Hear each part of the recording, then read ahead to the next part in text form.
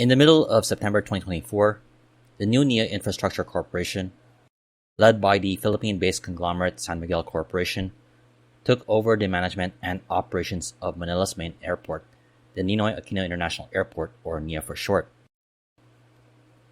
As part of the deal, new NAIA has also taken on the daunting task of making upgrades and to improve the overall passenger experience at the airport.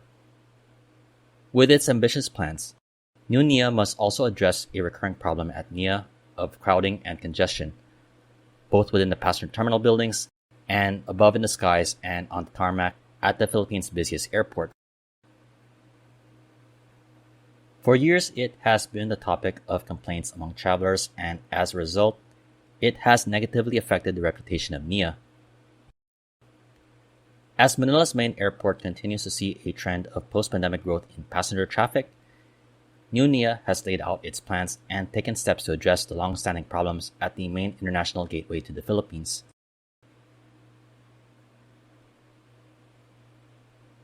To start off this video, we'll take a look at the current state of NAIA. It's been known for years that Manila's main airport is operating well above its design capacity. This has already been reported on various Philippine and foreign media outlets, and I've also covered this topic on several videos on the Flights in Asia YouTube channel. While overshadowed by other cities in Asia with more than one airport, and airports in the region that are considered among the best in the world, NAIA has suffered from the negative press along with various complaints, many of which you can find through a search on social media platforms and Google.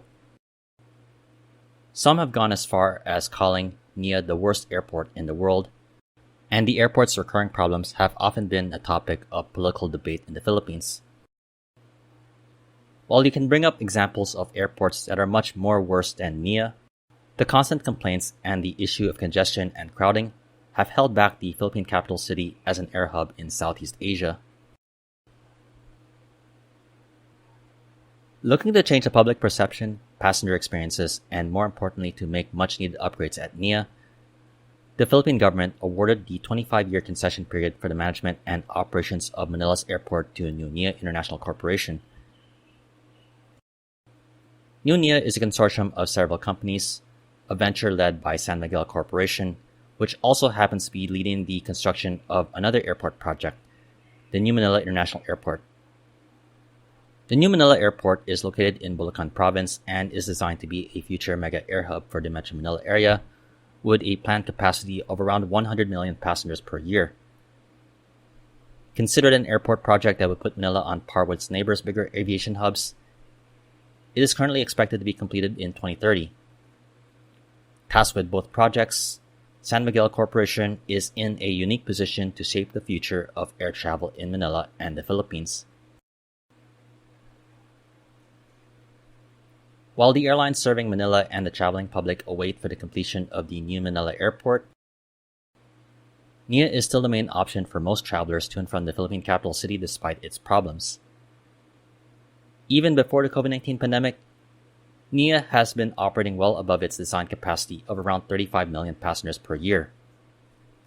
In 2024, NAIA reported a record high in passenger traffic serving around 51 million passengers with no signs of slowing down. All three of the active passenger terminal buildings at NAIA are operating above their design capacity. Terminal 1, which serves international flights including those of Philippine Airlines, is designed to handle 6 million passengers, but last year handled over 10 million. Terminal 2, which previously was exclusive for Philippine Airlines international and domestic flights and now handles just domestic flights by Philippine Airlines and AirAsia, was designed to handle 10 million, but currently is serving 13 million. Then we get to Terminal 3, which is operating nearly twice its design capacity of 13 million, serving around 26.2 million passengers in 2024.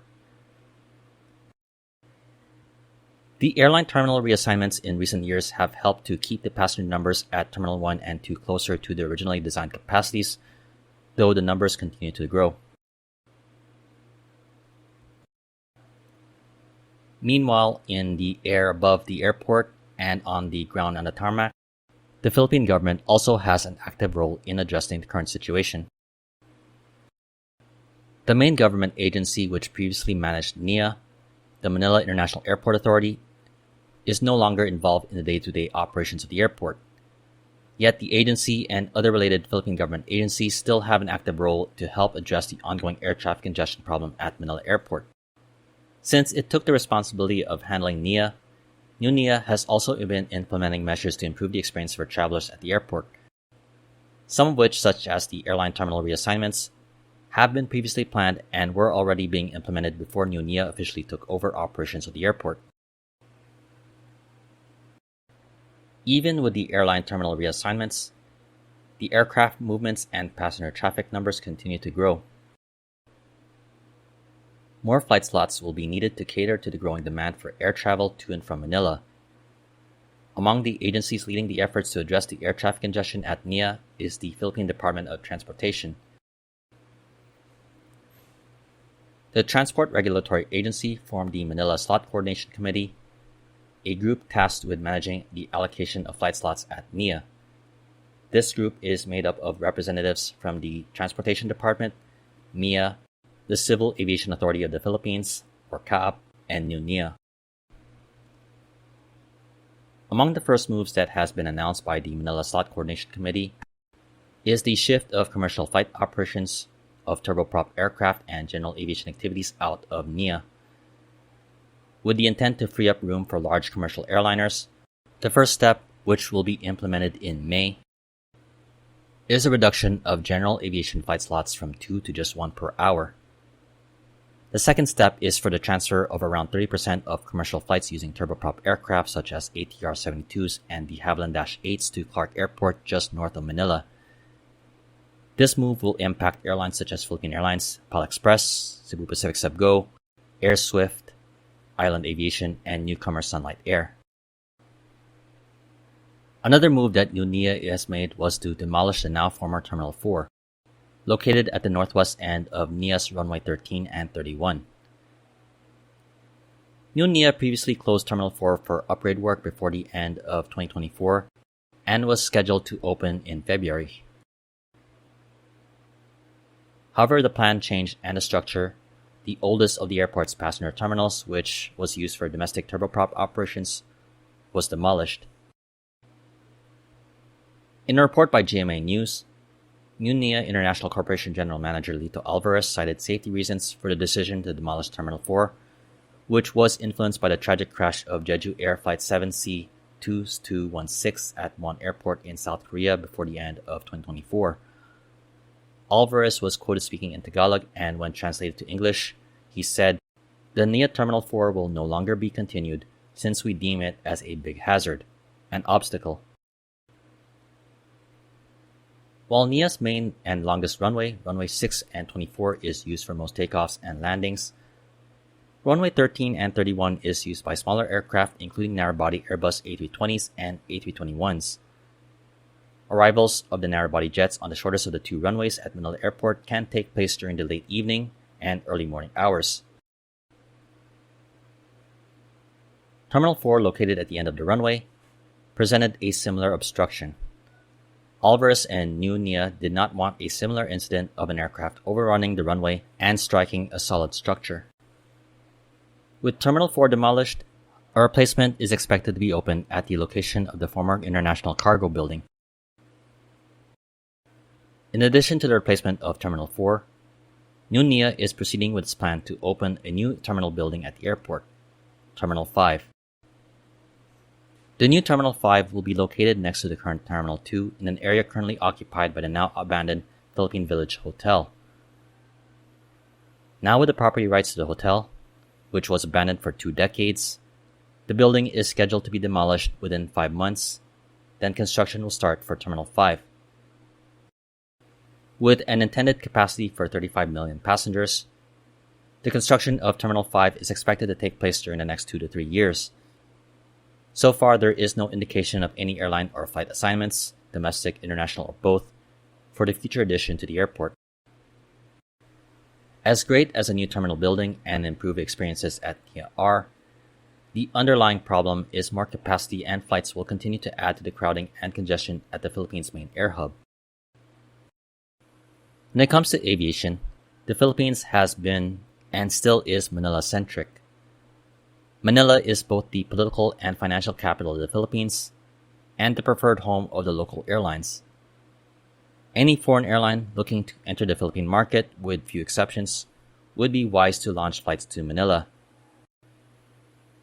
While there are alternative international entry points into the Philippines such as Cebu and Clark, both emerging hubs still do not have the large domestic and international network and the number of flights to popular destinations that NAIA has. With NAIA continuing to bear the pressure of being the primary gateway to the country while operating beyond its capacity, more urgency is being placed on San Miguel Corporation to open the new Manila airport as soon as possible. Unless there are further delays, the traveling public will have to wait at least a few years for the highly anticipated new Manila airport. While waiting, it may be time to put more effort into shifting more flights away from Manila. In recent years, local and foreign airlines have opened up new domestic and international routes from secondary Philippine cities such as Cebu, Clark, Davao, and Iloilo.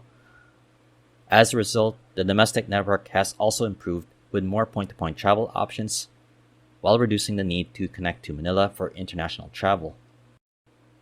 The Philippine government and the airport operators could look to further develop the route networks for the country's secondary airports with incentives for airlines such as reduced or waived fees for new routes or additional flights.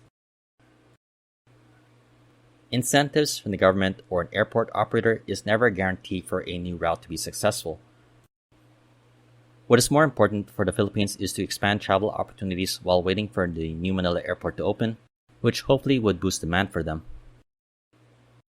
Opening new routes would also reduce the need to make a connection in Manila for international travel.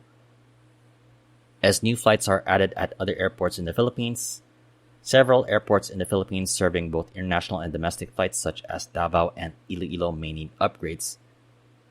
Investments to expand or open new facilities, including the separation for international and domestic flights to handle future growth, should also now be planned, if not already.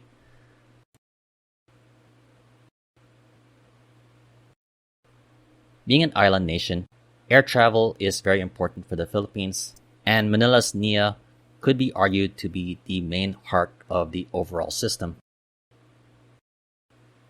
Any problems at NAIA, delays or closures, will directly affect flight operations at other airports in the country. While the traveling public awaits the construction and opening of the new Manila airport and the upgrades at NAIA, there is a possibility that the Metro Manila area could be served by up to 4 airports. Along with the San Miguel Corporation-led duo of NAIA and New Manila Airport, there's also Sangli Airport in Cavite and Clark. Some have raised questions about the future of NAIA, bringing up the idea of closing the airport and redeveloping it into a new residential and commercial district. With an estimated worth of 6 trillion Philippine pesos for the 600-hectare property, it could also be argued it would be a better investment to keep it open. With NAIA's location and San Miguel Corporation investing in its future, NAIA can continue to be a strategic part of the future airport system of Manila. Unlike Sangli, Clark, and even the new Manila Airport, NAIA is the closest to the main business districts of Metro Manila, Bonifacio Global City, or BGC for short, Makati, and Mandaluyong. While most international and domestic flights could be shifted to New Manila Airport when it's done, NAIA could then be repositioned to serve select domestic and regional flights. These routes could see limited services, maybe 1 or 2 flights per day for each airline, to major Philippine cities such as Cebu, Davao, and Iloilo, and the regional business hubs such as Singapore, Hong Kong, Seoul, and Tokyo. Private aviation operators could also use the airport as the location would be very convenient for their clientele. New NAIA could then limit flight operations to mostly during the day, with a few hours during the morning and evening. As NAIA and the Philippine aviation industry continues to see growth in passenger traffic, Many continue to wait patiently as the San Miguel Corporation is now in a unique position to shape the future of the Philippine aviation experience. The Philippine conglomerate has been entrusted with two tasks: managing NAIA, while also building and operating what will be the future mega air hub of Metro Manila. While waiting for the opening of the new Manila airport, moves could also be made to shift some of the current air traffic to other airports and cities in the Philippines. More possibilities will open when new Manila airport opens, but for now, Manila and the San Miguel Corporation must manage with what it currently has. Is there any further steps that new NAIA could take to address the current situation at Manila Airport? I definitely would love to hear your thoughts, though. In the meantime, this has been Flights in Asia, highlighting the news and updates from the aviation and travel scene in the Asia Pacific. If you like this video, please like, comment, share, and subscribe. In the meantime, thank you for watching and have a great day.